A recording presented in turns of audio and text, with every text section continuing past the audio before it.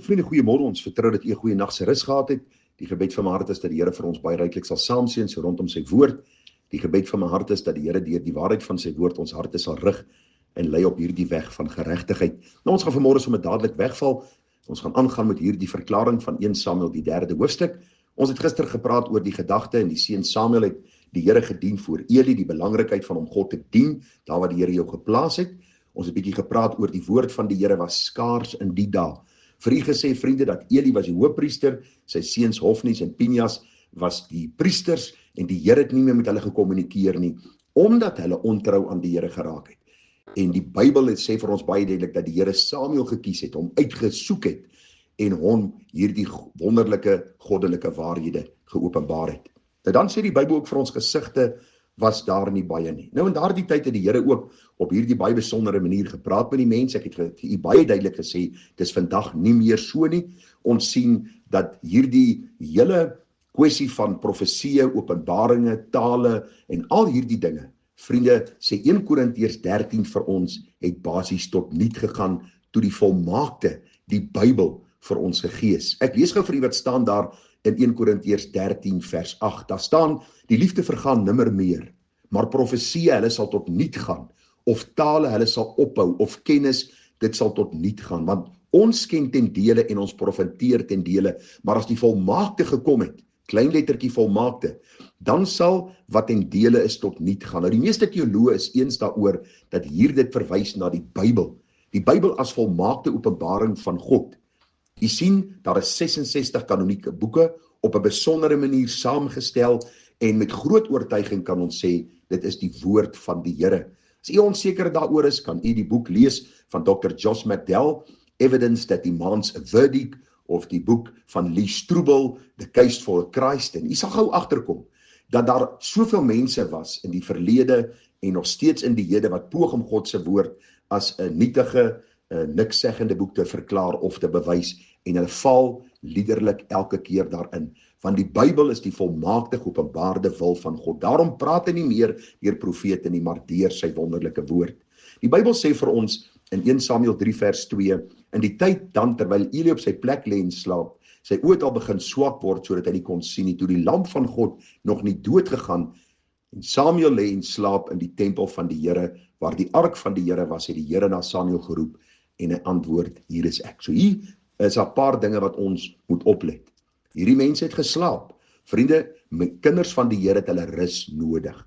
Ek sê baie keer vir mense, ons is baie keer nie gereed vir die stryd in die geestelike lewe nie, omdat ons liggame nie genoeg rus nie.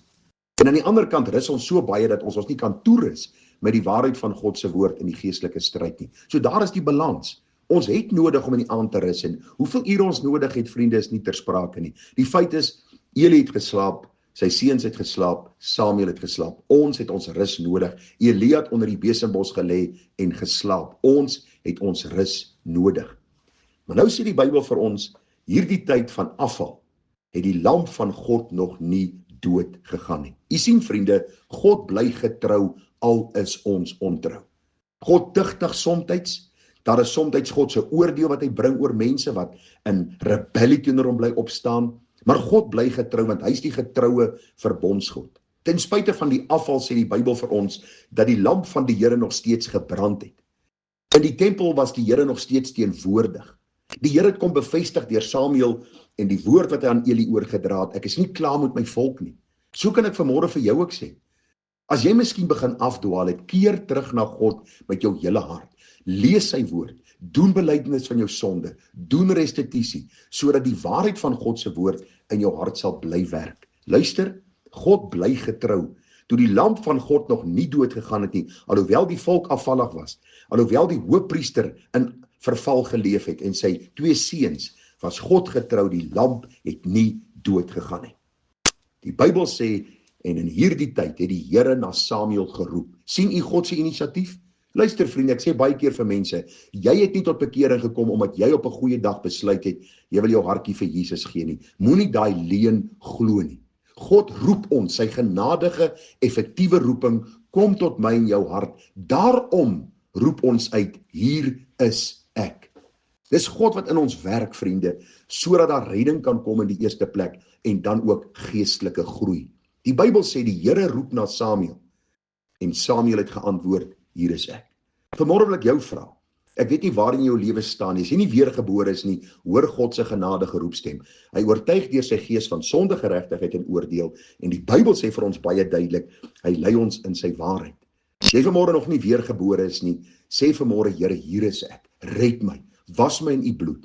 Here, vul my met u Heilige Gees, sodat ek diensbaar vir u kan wees. As u vanmôre kind van die Here is, en hierdie roepstem kom vanmôre na jou, sê Here, hier is ek.